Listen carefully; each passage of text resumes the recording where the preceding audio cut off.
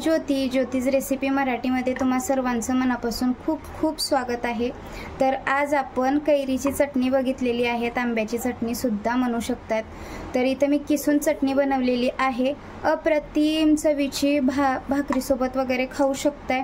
ताटाला लावण्यासाठी काहीच राहिलं नाही तर तुम्ही असं बनवू शकताय। मस्त अप्रतिम दिसते, बघू शकताय तुम्ही, बघू शकताय मस्त असं चटणी आता रेडी झालेली आहे। अप्रतिम दिसते, तडका दिलेला आहे म्हणजे या चटणीची चव आणखीन वाढेल। चला तर बघूया कैरीची चटणी कशी बनवायची ते। तर आज आपण कैरीची चटणी बनवणार आहोत। तर इथं मी 2 कैऱ्या घेतलेल्या आहेत, अशा कच्च्या कैऱ्या आहेत या, म्हणजे हिरव्या। तर बघू शकताय आता आपण याला देठाकडचा भाग काढून घेणार आहोत। मिक्सरलाही वाटू शकताय, पण मी किसून करणार आहे इथं। हे बघा, असा भाग काढून घ्यायचा आणि आता आपल्याला याला किसून घ्यायचं आहे। इथं अशी किसणी घेतलेली आहे मी आणि किसून घ्यायचं आहे आंबा हा। हे बघा, मी वरची साल काढलेली नाही, वरची साल न काढताच किसून घ्यायचं आहे अशा पद्धतीनं, बघू शकताय। हे बघा,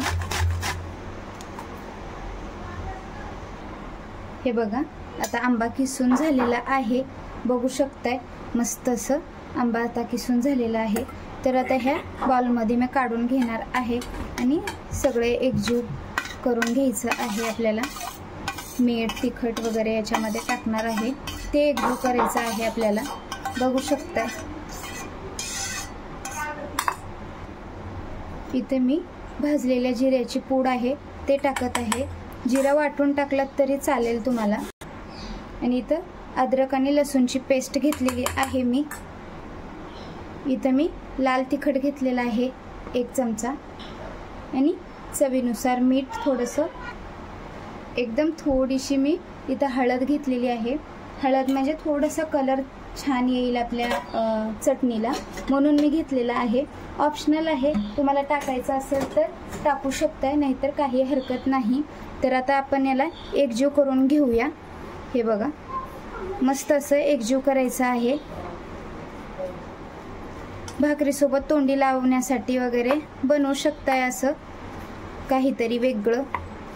तर एकजीव करून घ्यायचं याला।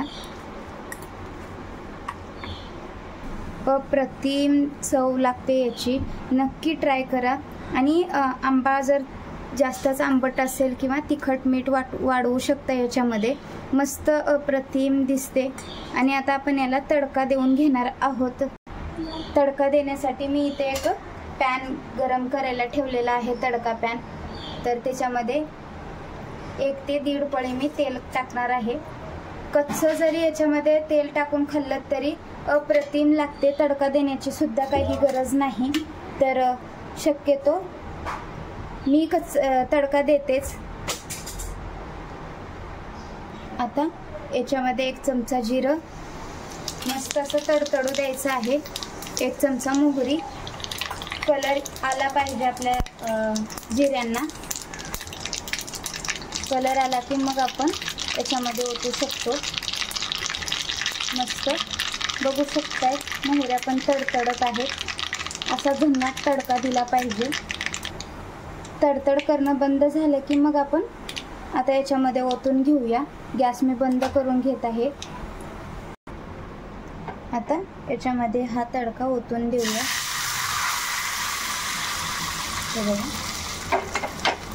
असा तडका द्यायचा, एकजीव करून घ्यायचं। मस्त अशी चटणी आता आपली रेडी आहे, भाकरीसोबत खाऊ शकताय हे, किंवा ताटाला लावण्यासाठीही बनवू शकताय। मस्त अप्रतिम दिसते, चवीलाही खूप भन्नाट लागते। आवडल्यास लाईक करा, शेअर करा, सबस्क्राईब करा, बेल आयकॉनला क्लिक करा, म्हणजे माझे नवनवीन व्हिडिओ तुमच्यापर्यंत लवकरात लवकर पोहोचतील। धन्यवाद।